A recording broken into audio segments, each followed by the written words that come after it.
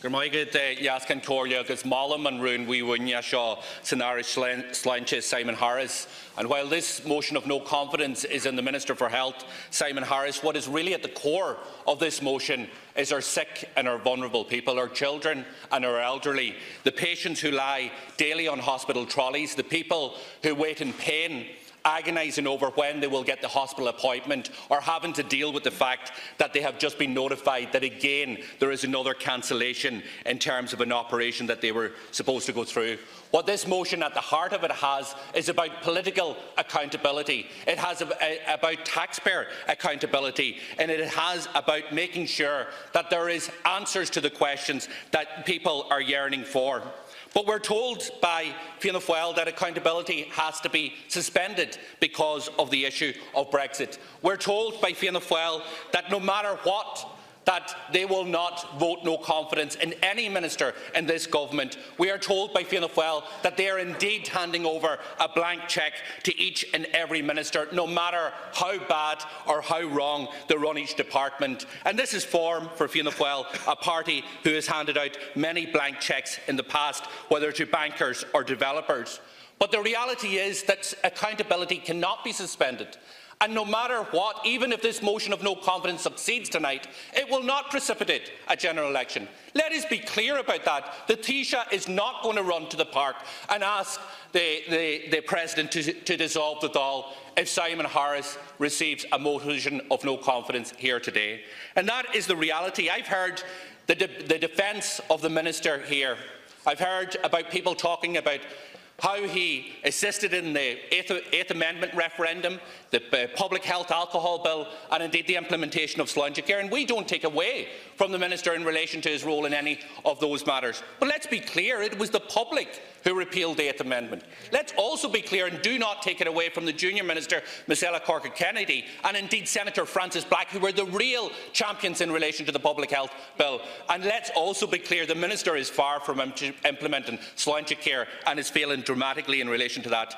I also listened to the outburst from the Taoiseach, and I must say it is disappointing and dishonest in relation to what you put on the floor of the Dáil today. And it is surprising and disturbing that you have used this opportunity to make the type of attacks that you have made, because you know more than most in your cabinet, and indeed more than most in this House outside of our party, what is at the core of the issue in terms of the North. And it is disappointment that you use this opportunity, and if you think that that is helpful, Taoiseach, if you think that that is helpful, then you need to have a reality check and have a good look at yourself and look at what you have said and how that has not assisted in relation to the project.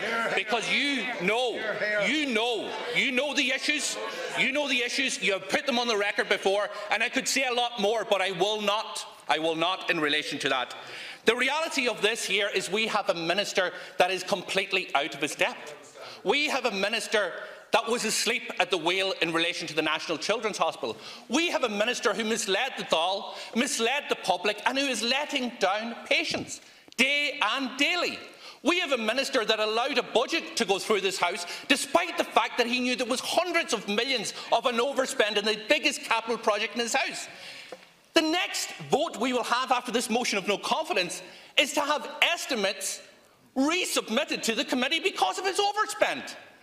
This is hundreds of millions of taxpayers' money that has been squandered because this minister was asleep at the wheel. This is patients, hundreds of thousands of them, who are now seeing record levels of patients waiting for appointments, 700,000 people. Hundreds of patients every single day lying on hospital trolleys. Scoliosis plan after plan not being implemented. Children waiting for speech and language therapy at record numbers. Occupational health therapy at record numbers. Nearly 80,000 women waiting 6 months for the results of their test because of a decision that you took. It is absolutely appalling.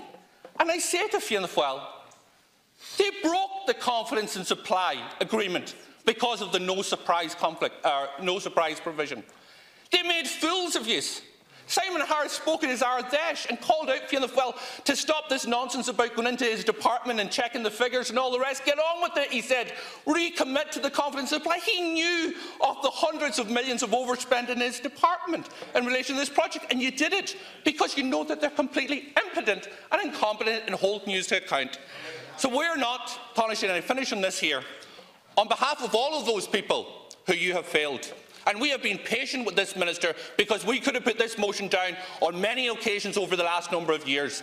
But this is the straw that broke the camel's back. This is about political accountability. So I say to people who genuinely believe that this minister has failed sick children, who has failed our elderly, who has failed our vulnerable, and who has failed the taxpayers in relation to his handling of the National Children's Hospital, you have only one thing to do, and that is vote no confidence in this minister. If you fail to do that, you're the person keeping this incompetent minister in his job in the weeks and months ahead.